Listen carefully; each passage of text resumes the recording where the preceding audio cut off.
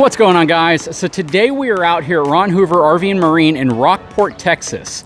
And this is kind of a special video because I happen to be out here when the manufacturer rep for the Forest River Rogue Armored fifth wheel line was out on site. Now, you guys that have been watching my channel for a while are probably no stranger to the Rogue Armor fifth wheel. Sorry, that's a hard one to say, because I featured it on my channel before at the other Ron Hoover dealership.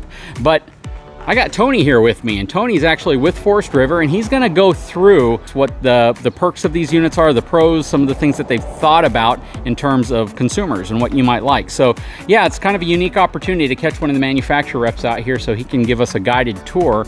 And you guys know me, I don't cut manufacturer reps any slack. So I'll be asking some challenging questions, and I'm already looking at a challenging question I'm gonna ask him, even though I have a pretty good idea. I know what the answer is gonna be. Anyways, guys, hang tight, I'll be right back.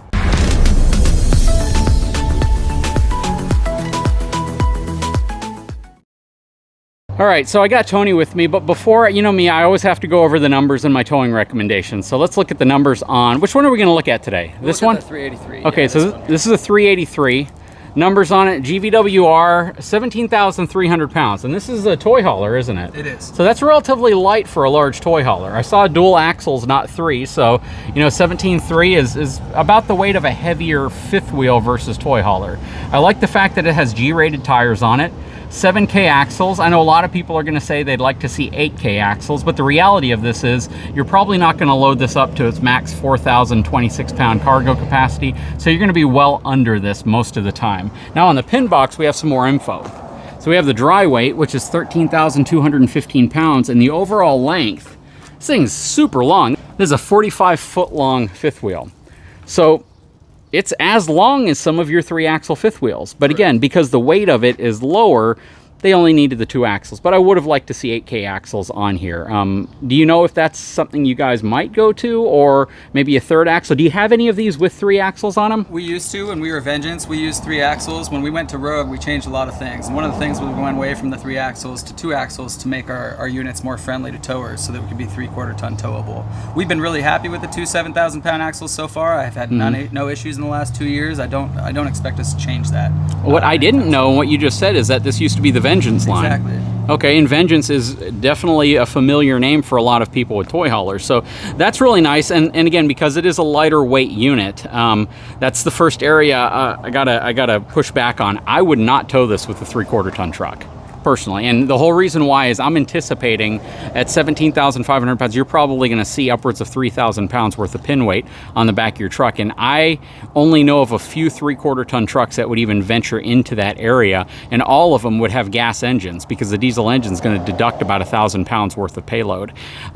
The safest towing bet for me would be a single rear wheel a single rear wheel 1 ton or a dually. Because of the height, weight, this is a full profile unit. Is this a wide body chassis? It is. So it's sitting on an 8.3 or 8.4 wide body. I would absolutely put this behind a dually, in my opinion. And I know from a manufacturing perspective, you probably would also recommend bigger is better from a towing perspective. Absolutely. But I get what manufacturers do, right? You want to be able to make people who have a 3/4 ton, if they have it spec'd out properly with a higher package, capable of getting something like this and enjoying it without having to think about getting a new truck. Exactly. Right? But from my perspective, from a safety perspective for me and my channel, and everyone knows, for something like this, I would only put this behind a truck that has a payload or cargo capacity of about 3,800 pounds or greater. And you're just not going to find very many 3/4 ton trucks with that. I know of a few, but Ford then re-rated their newest model of truck and took away about 500 pounds off of them, and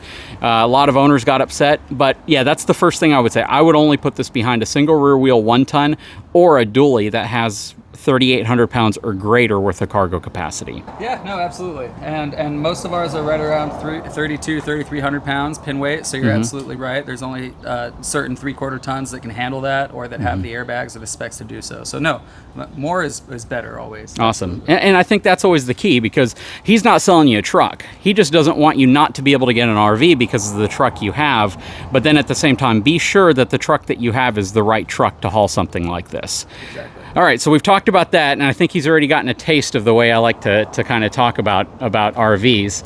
But I guess I'm going to let you kind of take me around. But the first thing I was going to call out, and he guessed it, I said, can you guess what I'm going to call it? And he goes, he had to think for a while, and he knew I was looking at something, so he probably saw me eyeballing the cables on the slide. And he asked me, you know, is it the cable slides? And I said it was. Now, most dealer reps, to be honest, they're not engineers. They don't know the intricacies of exactly how these are built. Right. And more times than not, you're coached or told by the manufacturer of them, the pros. So I'm not going to specifically say it's a bad slide system. I'm not. But what I will say is when I compare it to like a rack and pinion slide system, rack and pinion uses the frame to support the sidewall of the slide. Schwintek cable-driven slides, some of the other Lippert slide systems that are out there use the sidewall of your RV to support the weight of the slide. Now, that's not terrible, and if you get one of these that just starts building any slack in it, the slide can start kind of shimmying out the wrong way. Now, that said, almost all toy haulers use cable slides. There's very few that don't. I think only maybe Grand Design might be the only one that doesn't. And the reason why is because the entire system is about half the weight of other slide systems. Right. So as long as you're not using them on really long slides, it's usually a perfectly fine slide mechanism. Correct. And what I'm seeing here is that all the slides that you use it on are very small slides, very light slides. So as much, you know, as you may think I'm negatively looking at the system, I'm not. I'm looking at it for using it on the right type of slide and not getting crazy, because there's some manufacturers who will take like a 25-foot long full extension slide and they'll throw cables on it, and you're just looking for problems in the future. Right. So you guys did it the right way. So I'm not knocking it on your unit. Yeah, no, and that's perfectly fine. We, John Quake, who's general manager of our Cherokee division, he's a really smart man, and he manages 16 different brands, and he uses parts accordingly to what they need. So I have no doubt that the system that we're using is sufficient for our purpose, as you said. And it's perfectly fine for this purpose. It's just when manufacturers go crazy and they start putting huge slides with cables on them. But no, this is good for your application.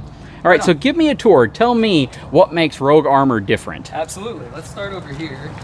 Right off the bat, I want to show you guys that in the model name, it's called G2. So the reason it's called G2, and it'll say that on the side of the door as well, is this is the second generation. About a little less than 2 years ago, they went through this entire front end and redesigned it. You used to have a smaller pass-through storage up front, and it wasn't accessible to the front. We also didn't have tie downs in here. We've now added 500-pound tie downs in here as well, so that all of your heavy-duty equipment, when you get to where you're going, is going to remain where you put it. So having access to the front, you do have a lighted compartment as well, and then you've got light switches for your front. Okay, pause. Yes. So this does not have a drop frame. A lot of people wonder what a drop frame is. This part of the frame that's actually forcing this up right here is because this has one solid, I'm guessing it's a 12-inch I-beam. It is. It is a 12-inch I-beam. So, and you do have a drop frame section right here. I'm going to talk about another brand. So Alliance on their Valor series uses a very similar frame technology.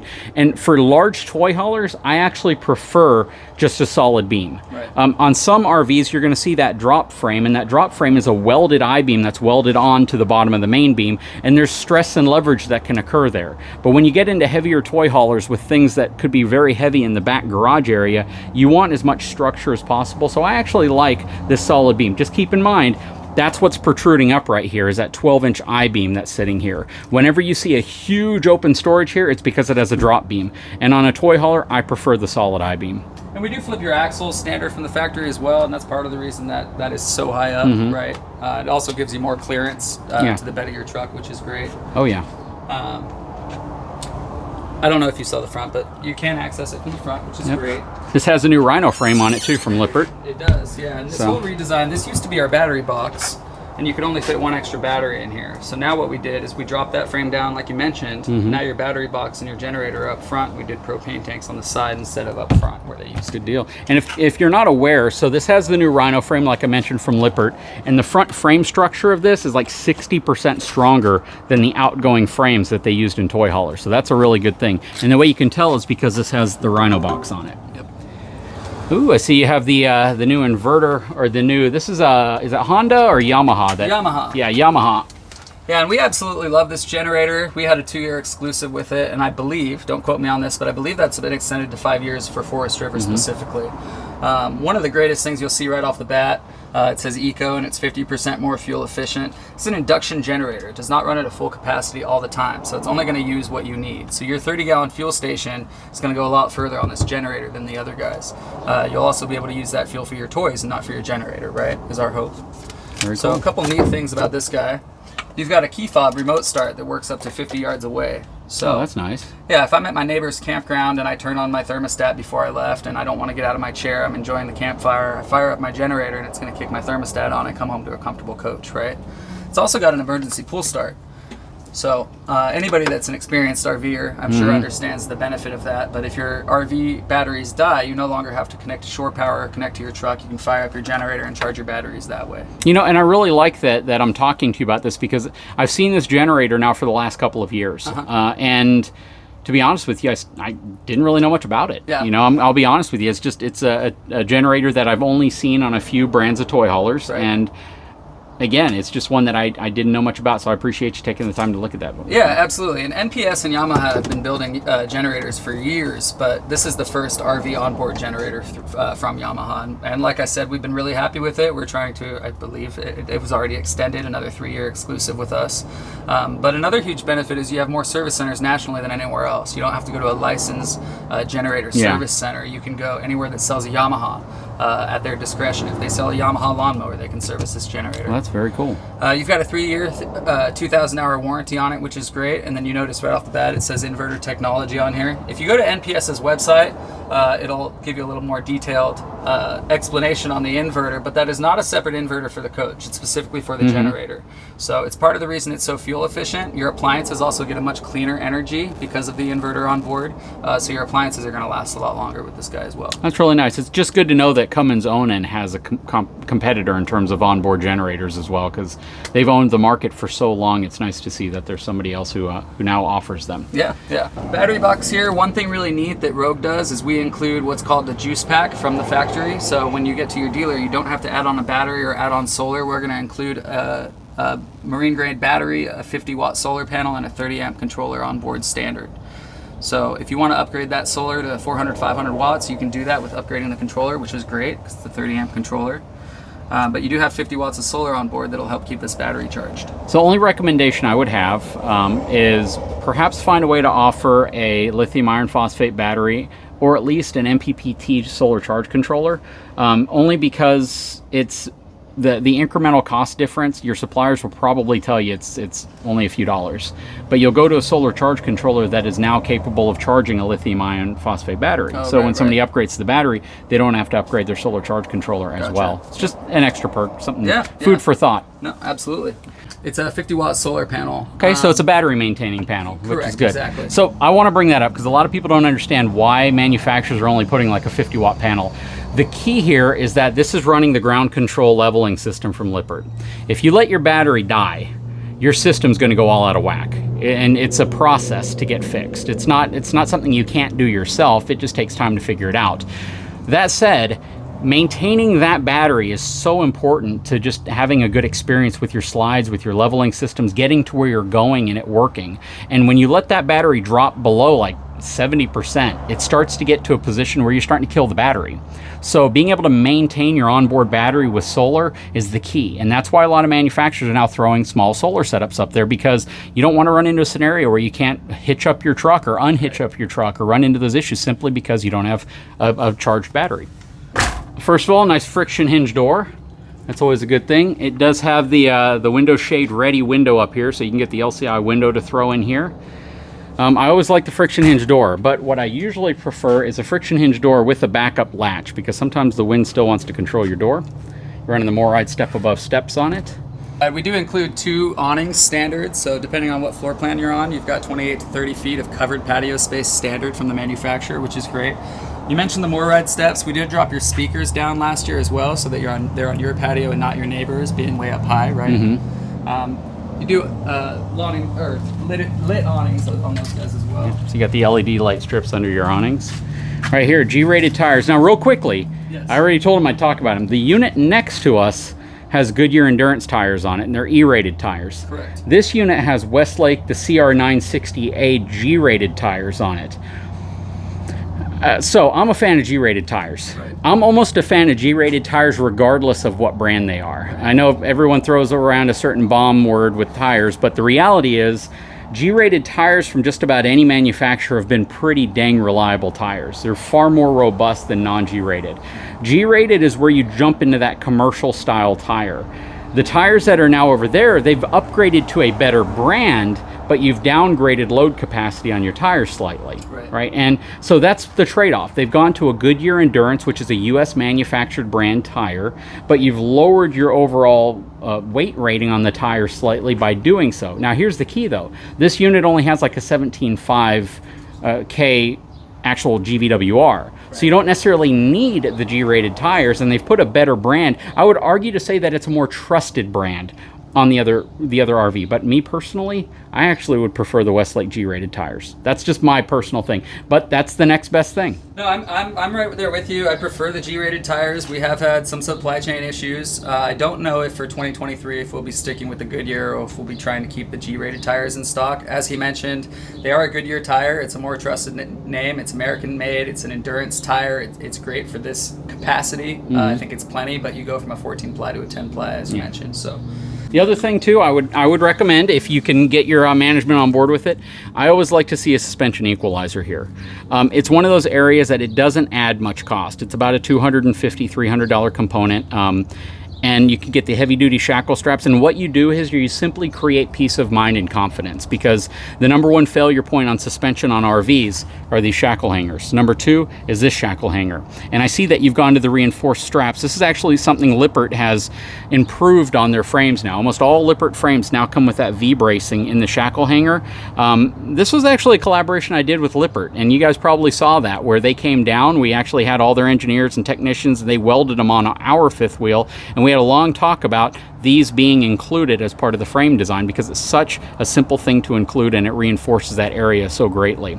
But yeah, an upgraded suspension system right here with heavy duty shackle straps, low cost upgrade, but it adds so much peace of mind. So Absolutely. Now I have actually reviewed this floor plan. What do you think my favorite thing about this floor plan when I first reviewed it was? The entire floor plan, or where we're standing? Where we're standing. The TV placement? No, that's actually a pretty good one. That is anti-toy hauler, which I like. I don't like the typical weird placement of TVs. I'm not a huge fan of these enormous couches, but you do what you can with the space you have. Right. I love the zebra blind. I was just going to say, that was my next guess. So. That's such an innovative blind system. Yeah, we're a big fan of them. You get the day-night shade feature at a fraction of the cost, right? Yeah, so. Very, very cool. Much better than pleated blinds, and they work so much better at blocking light. And that's one thing we talk about a lot, like when you were talking about with the suspension, it may only be a $250 upgrade, but we call that creeping luxury, right? Because if you spend $100 here and $100 there, all of a sudden you find yourself at a different price point. We love our price point. We are, in my opinion, the highest value toy hauler fifth wheel on the market. I'll tell you a lot of those reasons why. But there is a reason we don't step up into the higher thing. We tried a Vengeance luxury line that had a lot of those features, and we saw why that product went away, right? When we went from Vengeance to Rogue, we stripped almost all of the options out of these units. So you've only got 4 or 5 options on board now. It makes your customers' resale value a lot higher, because when they go to sell the unit, there's not multiple colors, there's not multiple options that they're going to be shopping for. We've built all of these standard features into the manufacturer sales price, right? Yeah, so pretty much what's on the dealership lot's likely to have just about everything. Yeah, it makes it easier for you as a customer to shop. It makes it easier for the sales guys to sell. They're not comparing apples to oranges, right? Yeah, no, that's true. Only thing I would say, the one area that I think it's always a good idea to splurge is the suspension. Right. That's the one area. You can take, I mean, shoot, I would rather strip the LED lights off, put incandescent lights, but then throw a heavier duty suspension, or at least the shackle hangers, things like that. Something that will keep me from potentially being stranded. That's the one area that I would say spend a little bit more on if you can. Absolutely. But all right, so we're in the garage, and this is an enormous garage. What's this? Let me guess. I want to say 13, but it feels like a 15-foot garage. It's 15 and a half, actually, yeah. So it's a big garage. This is the biggest garage that we have out of all our fifth wheels in the 383. One of the big reasons we won Fifth Wheel Toy Hauler of the Year last year was because we went to a wet bath. That's awesome. So this is cool, and I'd love to take credit for it, but I probably can't. But I drew up a design a long time ago and said, why don't we just start putting wet baths in the toy hauler area? I actually sent my design to the folks at Alliance, and was it Alliance? And they never did it. But it got real popular when I made this design, and it had a wet bath, and it was like, You know, that's a pretty dang good idea, but no one actually did it except you guys. Yep, and you've done it on an RV that's arguably at a lower price point than what you would find RVs that don't have that with. Yeah, and we love that. Your biggest thing about it, right, is if you're using it for toys, you've got a mudroom. If you've got kids, you have a master bath and a guest bath. Anybody that's with your convoy now, they don't touch your bathroom. You've got a true master bathroom up front, and you can hose this thing down. No, that is really cool. When you're done using it. Another great thing about this, guys, it's got its own holding tank. So you have 2 black tanks on board. We call this a black tank because there's a toilet involved, but that second black tank is for this rear bath. You know what the size of the black tank on this 50 one is? gallons. 50 gallons. And it being separate, what's great is if you don't use this bathroom, you don't clean it, right? Yep. You don't mess with it. Or if you fill up your other tank, you now have a secondary black tank to come and use as well. Absolutely. Is this prepped for TV? Okay, it is. So you have your cable, internet, and this is where your TV backer would go over here, so you probably want to put a swivel arm on it. This is going to pull down, so you'll have a bunk bed up here. And then you'll also have an interesting kind of net storage area right here as well. Yeah, that mattress flips over. It's got a hard bottom, so you can cover this guy up. But if you have it up in storage mode, you can still see that what you've got up there. You can still access it. You can always just take these off instead of pulling it down if you want to. And we do give you a safety net as well up there. Okay. Yeah, absolutely. We went away from the sliding door also. The steel frame door has been great for us, but after a while, the sliding doors don't always slide. And these work real well, and you don't have to worry about the torquing of the unit causing the door to come out of its railings or anything.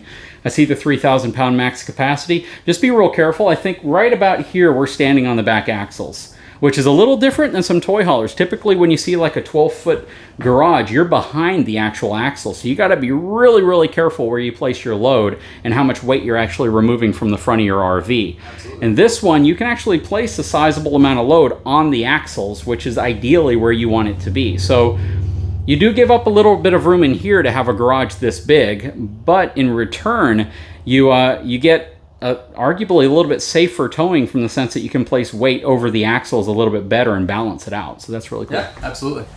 One thing we did for 2022 is we went away from gas electric refrigerators, and you've now got a 12-volt, 16 cubic foot refrigerator in this guy. So Everchill actually reached out to me about a month ago, and they want me to start testing their refrigerators. And I don't know how the heck I'm going to test their refrigerators because I'm not going to rip the Samsung refrigerator out of our fifth wheel through a back window to do it. But maybe I'll set them all up in a garage side by side that's really hot and see how they perform. But this is an awesome product. This is an interesting microwave because when you open it up, it's a little smaller on the inside, but they put this huge frame around it. But it looks really nice. I don't think this is a convection microwave though, right? It is not. No. So it is still bigger than most. I know it does look smaller, but this actual size here is still quite a bit bigger. Okay. And these Himax countertops are an upgrade from our Rogue travel trailers. You get these in our Rogue Armored specifically with the you got the dark metal stainless steel single basin sink with your hand sanitizer or dish soap station. I wish I've told them. Anyway, sorry. If you notice this, but we do label all of your hot outlets that have inverter connected to it. You've got 5 hot outlets on board that are connected to that 2,000 watt inverter. That's part of our PowerMax solar upgrade, which is on this unit. So this unit is actually going to have 250 watts of solar compared to that 50 watts of solar that's standard. So you can either add 100 watts of solar, or you can add 200 watts of solar with the inverter. And I'm sure you're familiar with One Control. This unit is equipped with One Control. And your backup camera is going to be through your telephone now as well. We do not ship a monitor with these guys because that's all going to be through One Control. Okay, so you have the camera already in place on this unit? Oh, so that's a nice feature, yeah. So, very cool. Thermofoil black countertop. That looks really nice, actually. I like the upgraded faucet. Nice stainless steel basin sink right here. Plus you have a good-sized medicine cabinet over here. Nice cornered shower. Good size. I really like the design you got going on here too with the side sprayer. Yeah, and as part of our redesign, we did make our shower 4 inches wider. We also repositioned your toilet so that you've got a more comfortable seating space. Porcelain foot flush toilet. And the deluxe spray port is nice. You've got 150 gallons of fresh water on board. We can do that because we're on that 12-inch powder-coated I-beam. We're on a larger chassis. We can do larger holding tanks. Good deal. So you've got 150 gallons of fresh water where you can actually utilize this nice decorative wallboard back here. Shower.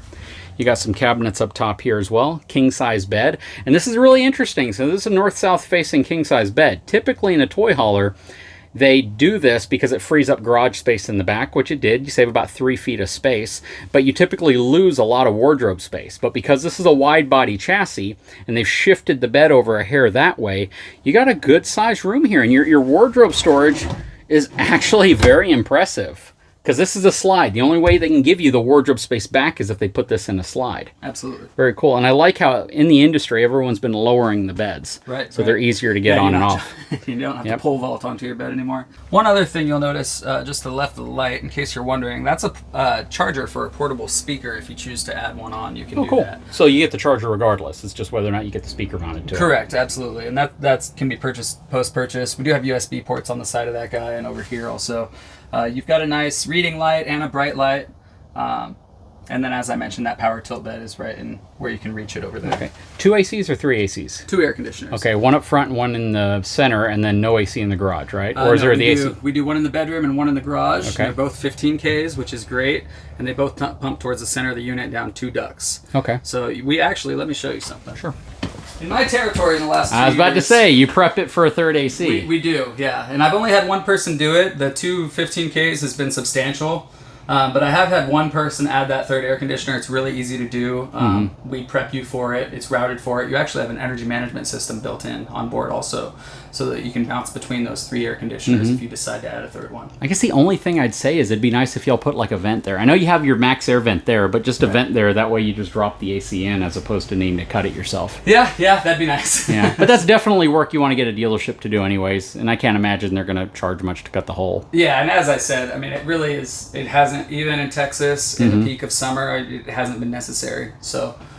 And real quick, do you know what the MSRP and sale price on this unit is? Yeah, MSRP on a 383 is going to be about $130, $131 shipped. Okay. Ron Hoover right now has this unit on sale for $89,999. Okay, so not a bad price. Typically, I mean, you're seeing a lot of toy haulers well over $100,000 sale price. Right. So there's a few little things, like I said. I mean, in that price, I would pay $90,500 if I could get the upgraded shackle hangers and things like that. So those are the only areas that I do wish that we could see some things added. But overall, you get a lot of bang for your buck. Okay, so we're outside now, and we're going to take a look at this side of the RV since we did the other side and the inside already. But I see we got our propane can out here, 30-pound propane tank. You got your ground control 3.0 instructions and your auto leveling in here, which is nice.